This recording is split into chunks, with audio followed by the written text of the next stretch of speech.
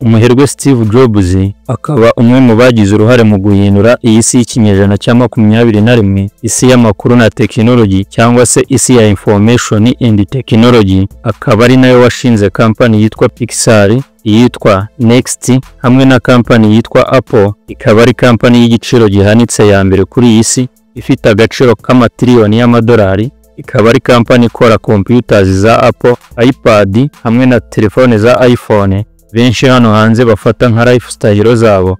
Steve Jobs yigeze kuvuga ati iyo ukura ugenda ubwirwa ko ugomba gufata isi uko iri, noneho ubuzima bwawe akaba ari ukubaho gusa muri iyo si, ntugire ibikutuhungabanya. Muri make wirinde ibibazo no kugira uwo mugirana ikibazo, ubundi ugerageze kugira ubuzima bwiza bw'umuryango wawe, wishime ubundi uzigama udufaranga dukeya. Arangije aravuga ati ubwo ni ubuzima buri limited bufite umupaka, muri make ni ubuzima bufite inzitizi. Ati ubuzima bushobora kwaguka cyangwa se buzaguka umunsi wabashije kuvumbura ikintu kimwe, ari cyo kumenya ko buri kimwe Icyaricyo cyose ubona hano hanze kigukikije wita ubuzima cyaremwe n'abantu badafite ubwonko burenze ubwawe, batari smart kukurenza. Ati ushobora kubihindura, ushobora kugira icyo ubivugaho ukabyumvisha abantu, ushobora no kubaka ibindi bintu byawe abandi bantu bashobora gukoresha.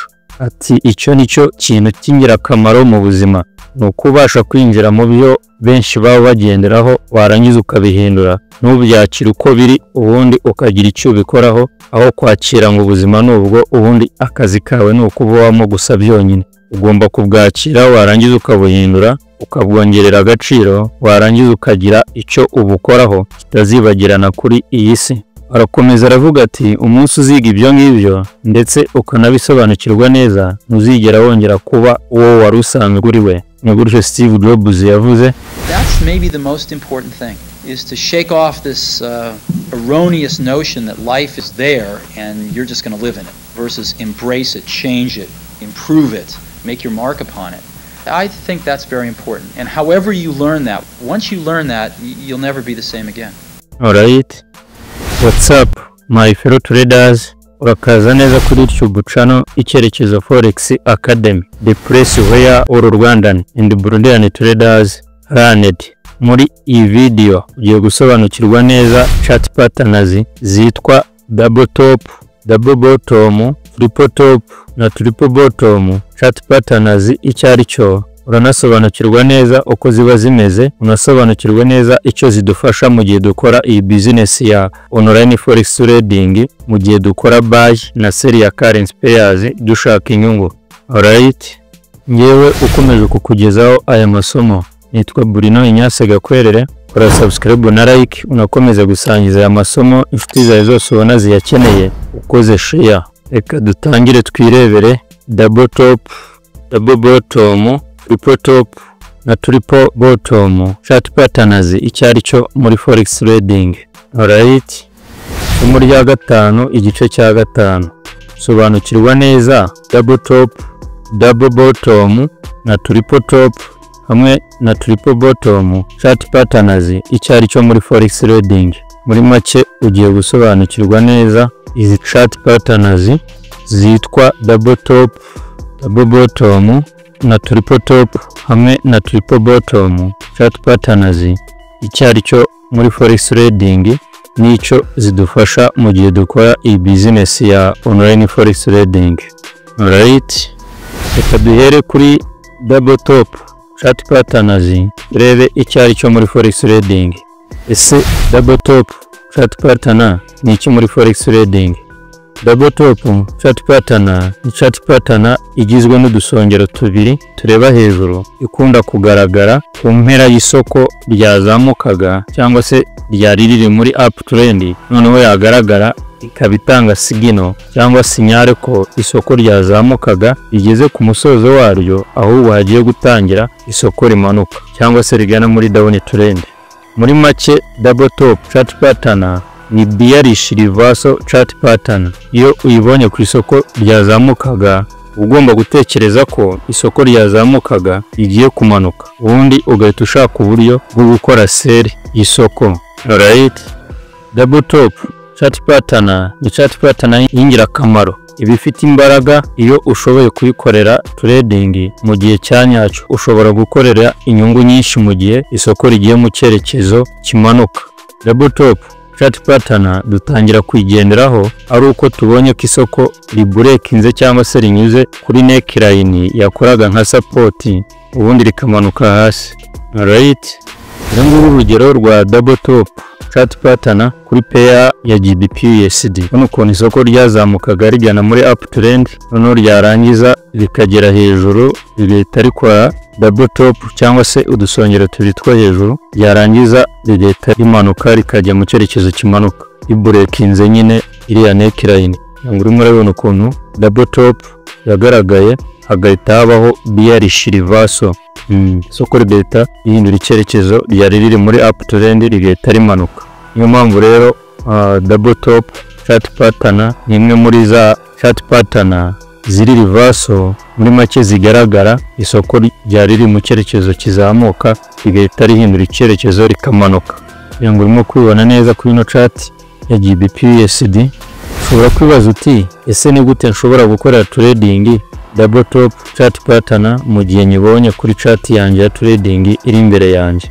Hari uburyo butatu ushobora gukora trading ya double top chart pattern. Uburyo bwa mbere, ushobora kwinjira mu isoko mu gihe isoko ritangiye kuburekinga cyangwa se kunyura kuri neckline rimanuka hasi, ubundi ukinjira ukora sell.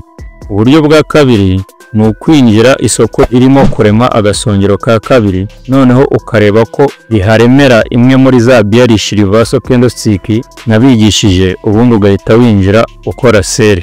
Ubwo buryo ni sawa cyane iyo ubashije kububona ukabukoresha, ubundi isoko rikagana mu cyerekezo cyawe, kubera ko icyerekezo cy'isoko ubu gifatiye ku mutwe wacyo. Iyo isoko rimanutse ufata pips nyinshi cyane mu nyungu. Iyo isoko rimanutse rigakomeza rikamanuka rikanyura kuri neckline rigakomeza hasi, inyungu wateganyaga gufata iriyongera ukafatira pips nyinshi.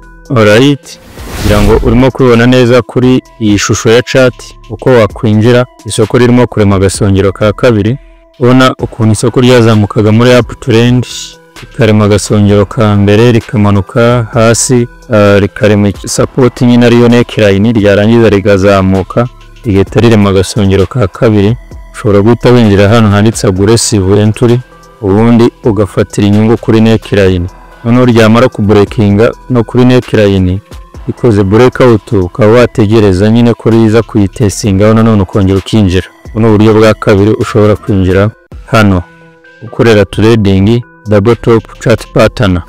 Uburyo bwa gatatu ushobora gukoramo trading ugende kuri double top chart pattern ni ugutegereza iriya neckline ikaba broken cyangwa se igiciro kikayinyuraho, noneho warangiza ugategereza ko gikora retest iriya neckline cyangwa se cyongera kuhagaruka, kubera ko neckline ibitangiye gukora nka resistance. Noneho ukareba ko uhabona imwe muri za bearish reversal candlestick nabigishije, ubundi ugakora sell. Alright, dore nguru urugero rw'ishusho ya chart ikwereka uburyo wakwinjira mu isoko mu gihe wabonye double top, noneho igiciro kikaburekinga neckline. Urabona isoko ukuntu ryazamukaga rigana muri uptrend, nyuma ikaza kurema double top, first top, second top, noneho ryageraho rikaza kuburekinga neckline rigakora retest kuri neckline. Hariya handitse retest rero niho uhita winjirira ukora sell. Dore ngiyi chart ya nyayo y'isoko ibyerekana neza uburyo wabikoramo. Ubona ukuntu isoko ryazamukaga muri uptrend rikaza kurema double top, noneho rikaza kumanuka rigakora breakout ya neckline, yarangiza rigakora pullback. Wait for a pullback or retest and then sell here. Ugomba gutegereza pullback cyangwa retest, warangiza ugaseringira hano kuri neckline. Buno buryo butatu ushobora gukoramo trading double top chart pattern nka bearish reversal chart pattern, ubyaza umusaruro iri soko mu gihe washoboye kuyibona ino chart pattern. Muri make urinjira ukoresheje strategy zawe za trading, ubundi ugashyira stop loss hejuru bitewe naho winjiriye, noneho ukanashyira take profit hasi ugendeye kuri risk to reward ratios zawe, ubundi ukareka isoko rigakora ibyaryo. Alright, so guys, twagiye kuri double bottom chart patterns. Turebe Icyaricyo. Ese double bottom chart pattern ni iki muri forex trading? Double bottom chart pattern ni chart pattern igizwe n'udusongero tubiri tureba hasi. ikunda kugaragara ku mpera y'isoko ryamanukaga cyangwa se ryari riri muri down trend, noneho yagaragara ikaba itanga signal ko isoko ryamanukaga rigeze ku musozo waryo, ahubwo hagiye gutangira isoko rizamuka cyangwa se rigana muri up trend. Muri make double bottom chart pattern ni opposite ya double top chart pattern, hanyuma ikaba yo ari bullish reversal chart pattern. Iyo uyibonye ku isoko ryamanukaga uba ugomba gutekereza ko isoko ryamanukaga rigiye kuzamuka, ubundi ugahita ushaka uburyo bwo gukora buy y'isoko. Alright, double bottom chart pattern ni chart pattern y'ingirakamaro, ibifite imbaraga iyo ushoboye kuyikorera trading mu gihe cyanyacyo, kuko ushobora gukorera inyungu nyinshi mu gihe isoko rigiye mu cyerekezo kizamuka. Double bottom chart pattern dutangira kuyigenderaho ari uko tubonye ko isoko ibreakinze cyangwa se rinyuze kuri neckline yakoraga nka resistance rikazamuka, cyangwa se tukaba twayikorera trading irimo kurema top ya kabiri, agasongero ka kabiri kareba hasi. Alright, ngira ngo urimo kubibona neza kuri iyi shusho ya chart uko double bottom chart pattern ibimeze mu isoko rya online forex trading. Ubona ukuntu isoko ryaramanukaga riramanuka rigeze aho rirazamuka rirema resistance ariho uhita ucira neckline, noneho rimaje kumanuka iryahita rimanuka ngo rikomeze muri down trend, ritarirema kandi gasongero rirazamuka. Muri make nk'umutreda kubona ko isoko ryamanukaga ririmo gufiringa ritakimanutse ari uko ritaremye indi lower row, muri make ritamanutse hasi. Aha ngaha nk'umutreda uhita ubibona ko icyamanukaga kitakirimo kumanuka, batangira gutekereza yuko rishobora gutangira kuzamuka. Ngo urimo urabibona rikora W shape deformation, ikora shape ya wa, inyuguti ya wa, noneho double top yo ikora ishusho ya M. Iyi chart ya nyayo kuri pair ya GBP/USD, uburyo isoko ryaremye double bottom chart pattern rigahita rizamuka. Ubona ukuntu isoko kuri iyi chart ya GBP/USD uburyo isoko ryamanukaga rimanuka muri down trend, yamara kugera hasi rikarema double bottom, yamara kurema double bottom ikarema resistance ariyo neckline, ikaza gukora breakout igahita rizamuka hejuru. Ubona ko double bottom rwose ni bullish reversal chart pattern. Alright, ngira ngo urimo kubibona neza. Ushobora kwibaza uti ese ni gute nshobora gukorera trading double bottom chart pattern mu gihe nibonye kuri chart yanjye ya trading iri imbere yanjye? Hari uburyo butatu ushobora gukorera trading ya double bottom chart pattern.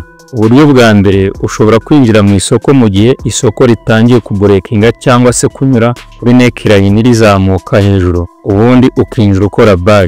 Aba traders benshi iyo babonye double bottom yiforumye noneho bakabona neckline ibaye tested, icyo gihe binjira mu isoko iyo babonye breakout ibereye kuri iyo neckline. Alright, uburyo bwa kabiri ni ukwinjira isoko ririmo kurema agasongero ka kabiri kareba hasi, noneho ukareba ko iharemera imwe muri za bullish reversal candlesticks nabigishije, ubundi ugahita winjira ukora buy. Ubwo buryo bwa kabiri ni sawa cyane iyo ubashije kububona ukabukoresha, ubundi isoko rikagana mu cyerekezo cyawe, kubera ko icyerekezo cy'isoko uba gifatiye ku mutwe wacu. Iyo isoko rizamutse uhafatira pips nyinshi cyane mu nyungu. Isoko rizamutse ushobora gufatira inyungu kuri neckline cyangwa se ukarireka rigakora breakout rikazamuka hejuru ya neckline, akaba ari ufatira inyungu ukahafatira ibipips byinshi cyane. Alright, ubundi buryo bwa gatatu ushobora gukoramo trading ya double bottom chart pattern ni ugutegereza iriya neckline ikaba broken cyangwa se igiciro kikayinyuraho, noneho warangiza ugategereza ko gikora retest kuri iriya neckline cyangwa se cyongera kuhagaruka, kubera ko neckline ibitangiye gukora nka support, noneho ukareba ko uhabona imwe muri za bullish reversal candlesticks nabigishije, ubundi ugakora buy. Muri make winjira ukoresheje strategies zawe za trading, ubundi ugashyira stop loss hasi, hanyuma ugashyira take profit hejuru bitewe na risk to reward ratios zawe, ubundi ukareka isoko rigakora ibyaryo. Alright, iyi chart y'isoko ibyerekana neza, ikwereka ko wakwinjira mu isoko naho wafatira inyungu. Urabona ukuntu isoko ryamanukaga muri down trend, noneho ryarangiza rigakora double bottom 1 na bottom 2, none rirangije dukora breakout. Ubu tuve mu rugero uramutse winjiriye hano kuri neckline ushobora guhita take profit uteganya gufata ureba uburebure bw'iyi chart pattern ya double bottom mu buryo ireshya, noneho ugahita ugenda akaba ariyo wiha nka take profit hejuru. Ngira ngo urimo kubibona neza ino distance between neckline and bottom, noneho igiciro cyazamuka hejuru ugahita ufata uburebure buri hagati ya neckline na bottom akaba ari ujya gufata nk'inyungu hejuru. Ngira ngo urimo kubibona hano. Iyi indi chart ya trading yerekana urugero rwa double bottom, hano ukuntu isoko ryamanukaga rimanuka irangiriza gukora double bottom. Mu gukora double bottom irazamuka ikora breakout ya neckline yakoraga nka resistance. Ushobora guhita ukorera buy hari handitse buy here, warangiza ugafatira take profit hejuru. Ngira ngo urimo kubibona kuri no chart y'urugero rwa double bottom. Alright, so guys, twagiye ku yindi chart pattern yitwa triple top chart pattern. Ese triple top chart pattern ni iki muri forex trading? Triple top chart pattern ni chart pattern igizwe n'udusongero dutatu tureba hejuru, ikunda kugaragara ku mpera y'isoko yazamukaga cyangwa se ryari riri muri uptrend, noneho yagaragara ikabitanga signal ko isoko ryazamukaga rigeze ku musozo waryo, ahubwo hagiye gutangira isoko rimanuka cyangwa se rigana muri down trend. Muri make triple top chart pattern ni bearish reversal chart pattern. Iyo ubonye ku isoko ryazamukaga ugomba gutekereza ko isoko ryazamukaga rigiye kumanuka, ubundi ugahita ushaka uburyo bwo gukora sell y'isoko. Alright, triple top chart pattern ni chart pattern y'ingirakamaro ibifite imbaraga iyo ushoboye kwikorera trading mu gihe cyanyacyo, kuko ushobora gukorera inyungu nyinshi mu gihe isoko rigiye mu cyerekezo cyawe kimanuka. Triple top chart pattern dutangira kuyigenderaho ari uko tubonye ko isoko ribreakinze cyangwa se rinyuze kuri neckline yakoraga nka support ikamanuka hasi, cyangwa se tukayifatira ku gasongero ka gatatu twinjira mu isoko, rega tukinjira irimo kurema ari agasongero ka gatatu. Triple top chart pattern ntabwo ikunda kubaho cyane hano mu isoko, ariko ni byiza kuyisobanukirwa ukaba wabasha kubona icyo gukora mu gihe wayibonye. Kugira ngo urimo kwibona neza kuri ino chart y'isoko y'umunsi kuri pair ya USDJPY uburyo yaremye, triple top chart pattern yamara kwirema isoko ryari riri muri uptrend rigahita rimanuka rikajya muri down trend. Uno kuntu rya breakinze rwose nyuma yamara ku breakinga rikaza no gukora retest kuri neckline, yarangiza rigahita rikora ya bearish reversal candlestick rigahita ryongera rikamanuka hasi kuri no pair y'umunsi ya USDJPY. Alright, uba kwibaza uti ese ni gute nshobora gukora trading triple top chart pattern mu gihe nyibonye kuri chart yanjye ya trading iri imbere yanjye? Hari uburyo butatu ushobora gukora trading ya triple top chart pattern. Uburyo bwa mbere, ushobora kwinjira mu isoko mu gihe isoko ritangiye kubreakinga cyangwa se ritangiye kunyura kuri iriya neckline rimanuka hasi, ubundi ukinjira ukora sell. Uburyo bwa kabiri ni ukwinjira mu isoko irimo kurema agasongero ka gatatu, noneho ukareba ko iharemera imwe muri za bearish reversal candlesticks nabigishije, ubundi ugahita winjira ukora sell. Ubwo buryo ni sawa cyane iyo ubashije kububona ukabukoresha, ubundi isoko rikagana mu cyerekezo cyawe, kubera ko icyerekezo cy'isoko uba ugifatiye ku mutwe wacyo. Iyo isoko rimanutse ufata pips nyinshi cyane mu nyungu. Iyo isoko rimanutse rigakomeza rikamanuka rikanyura kuri neckline rigakomeza hasi, inyungu wateganyaga gufata iriyongera ukafatira pips nyinshi cyane. Abaswing traders cyangwa se position traders ahangaha bahita bahayorera agatubutse.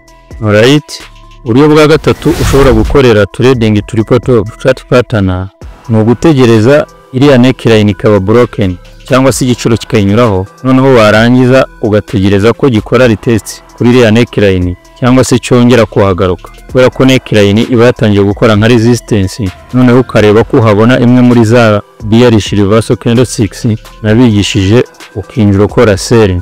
Alright, muri make ugerageza kwinjira ukoresheje strategies za trading, ubundi ugashyira stop loss hejuru bitewe naho winjiye, noneho ukanashyira take profit hasi ugende kuri risk to reward ratios zawe, ubundi ukareka isoko rigakora ibyaryo. Alright, ngira ngo triple top chart pattern urimo kwibona neza kuri ino chart ya trading uburyo wayikorera trading. none ukuntu rino soko ryazamukaga rirazamuka rimaje kugera hejuru rikora triple top chart pattern, first swing high, second swing high, third swing high. Muri make ubona ukuntu ryaremye triple top, yarangiza rikaza ku breakinga ino support line cyangwa se neck line. Ushobora kwinjira nyine hano handitse sell here kamanukana naryo profit ukayifatira hasi, cyangwa se ukaza gutegereza ko rikora retest, cyangwa se ukaba wakinjira birema kuri kara gasongero ka gatatu. Mu buryo butatu ushobora kwinjira mu isoko kuri triple top chart pattern. Bisaba ko umara igihe ubyiturenningamo no kubasha kubibona cyangwa se kubikora n'ubuhanga, ntago ari buri umwe wese ushobora kubikora. Bisaba ko ubanza ukabibacktestinga ukabisubiramo ukabyizereramo. Alright, so guys, twagiye kuri chart pattern yitwa triple bottom chart pattern. Ese triple bottom chart pattern ni iki muri forex trading?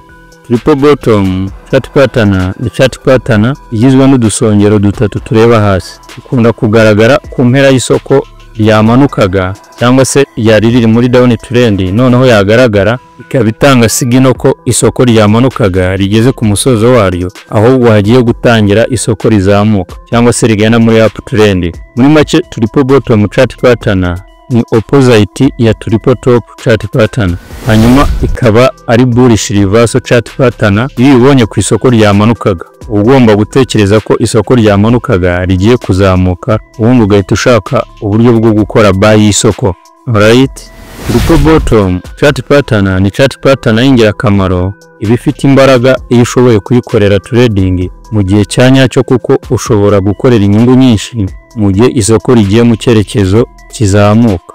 Triple bottom chart pattern dutangira kuyigenderaho tuyikorera trading ari uko tubonye ko isoko ribreakinze cyangwa se inyuze kuri neck line yakoraga nka resistance rikazamuka hejuru, cyangwa se tukayigenderaho irimo kurema agasongero ka gatatu kareba hasi kakinjiriraho dukora buy. Triple bottom chart pattern ikunda kugaragara cyane muri iri soko, ariko ni iby'ingirakamaro kuyimenya no kwisobanukirwa neza. Alright, kugira ngo urimo kubona neza hano triple bottom chart pattern kuri chart y'umunsi ya pair ya USDJPY, uburyo yagaragaye ku mpera y'isoko yamanukaga, ubundi rigahita rihindura icyerekezo, rigahita ritangira kuzamuka, ikazamuka cyane. Urimo kubibona neza ino pair ya USDJPY, United States dollar hamwe na Japanese yen kuri chart y'umunsi, uburyo soko ryamanukaga muri down trend, noneho ryamara kugera hasi rikarema triple bottom chart pattern rikazamuka. N'ukuntu isoko rwose ryazamutse rigakora breakout rikaza no gukora retest rigakomeza rikazamuka. Ona ahangaha triple bottom yahise ikora nka bullish reversal chart pattern. Nguru rundi rugero rwa triple bottom chart pattern, uburyo yagaragaye kuri iyi soko ryamanukaga, ubundi rigahita rihindura icyerekezo rikazamuka. Urimo kubibona ukuntu ryari muri down trend, yamara kurema udusongero dutatu two hasi rigahita rizamuka. Trend reversal triple bottom ihita yakitinga cyangwa se ikora bullish reversal chart pattern. Ushobora kwibaza uti ese ni gute nshobora gukora trading triple bottom chart pattern mu gihe nyibonye chart yanjye ya trading iri imbere yanjye? Hari uburyo butatu ushobora gukoramo trading ya triple bottom chart pattern. Uburyo bwa mbere, ushobora kwinjira mu isoko mu gihe isoko ritangiye kubreakinga cyangwa se kunyura kuri neck line izamuka hejuru, ubundi ukinjira ukora buy. Abo traders benshi iyo babonye triple bottom yiforumye, noneho bakabona neck line ibaye tested cyangwa igiciro gitangiye kwigeraho, nicyo gihe binjira mu isoko iyo babonye breakout ibereye kuri iyo neck line. Alright, uburyo bwa kabiri ushobora gukoreramo trading ya triple bottom chart pattern, ukwinjira mu isoko ririmo kurema agasongero ka gatatu kareba hasi, noneho ukareba ko riharemera imwe muri za bullish reversal candlesticks nabigishije, ubundi ugahita winjira ukora buy. Ubwo buryo bwa kabiri ni sawa cyane ubashije kububona ukabukoresha, ubundi isoko rikagana mu cyerekezo cyawe, kubera ko icyerekezo cy'isoko ubu gifatiye ku mutwe wacyo. Isoko rizamutse uhafatira pips nyinshi cyane mu nyungu. Isoko rizamutse ushobora gufatira inyungu kuri neck line, cyangwa se ukareka isoko rigakora breakout rikazamuka hejuru ya neck line, akaba ari gufatira inyungu, ukafatira pips nyinshi cyane. Alright, ubundi buryo bwa gatatu ushobora gukoramo trading ya triple bottom chart pattern no gutegereza ko iriya neck line iba broken cyangwa se igiciro kinyuraho kikazamuka, noneho warangiza ugategereza ko gikora retest kigaruka kuri iriya neck line, kubera ko neckline iba itangiye gukora nka support, noneho ukareba ko uhabona imwe muri za bullish reversal candlesticks nabigishije, ubundi ugakora buy. Alright, muri make winjira ukoresheje strategies zawe za trading, ugashyira stop loss hasi, noneho ukanashyira take profit hejuru bitewe na risk to reward ratios zawe, ubundi ukareka isoko rigakora ibyaryo. Alright, so guys, ndakeka kugeza ubu none aho sobanukiwe neza double top chart pattern na double bottom chart pattern Icyaricyo muri forex trading. Ndakeka usobanukiwe neza triple top chart pattern na triple bottom chart pattern Icyaricyo muri forex trading. Ndakeka unasobanukiwe neza uko wazireba izo chart patterns zose mu isoko, nicyo zagufasha mu gihe ubashije kuzibona mu isoko rya forex ribera online, ndetse ukaba unasobanukiwe neza uko wazibyaza umusaruro mu gihe ukora buy na sell ya currency pairs ushaka inyungu.